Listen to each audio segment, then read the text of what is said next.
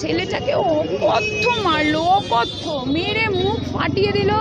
ওর private পার্টে লাথি মেরে যাচ্ছে। যখন ছেলেটাকে এত অত্যাচার করছে, আমি গিয়ে ওকে আমার ভাইয়ের মতো আমি গিয়ে ওকে জড়িয়ে ধরলাম। ওকে কেন জড়িয়ে ধরেছি, আমার ওড়না দিয়ে গলা পেছনে টেনে ধরা হলো। একজন ওই গদের আঠা গুলছিল, সে লোহার ওই গরম ওটা নিয়ে আমার এখানে মারলো। 2-3 জন পুরুষ মিলে আমার হাতটাকে পুরো দুমড়ে মুচড়ে দিল, হাতের আঙুলটা সঙ্গে সঙ্গে ভেঙে গেল। ওদের তো মেরে মেরে মুখ ফাটিয়ে দিয়েছে। আমার ভাইয়ের তো মেরে পুরো এইখানটা ফাটিয়ে দিয়েছে, বুড়োর ওপরটা। বাচ্চা ছেলেটাকে তো আমি আগলে ওর ওপর মানে ওকে আমি এরমভাবে জড়িয়ে আছি। ওখানে যুবক সংঘ, পাইকপাড়া যুবক সংঘ বলে ক্লাবের ঘরের মধ্যে ওকে ঢুকিয়ে দিয়ে কি মার মারছে আমি আপনাদের বলে বোঝাতে পারবো না। লাথির পর লাথি মেরে যাচ্ছে।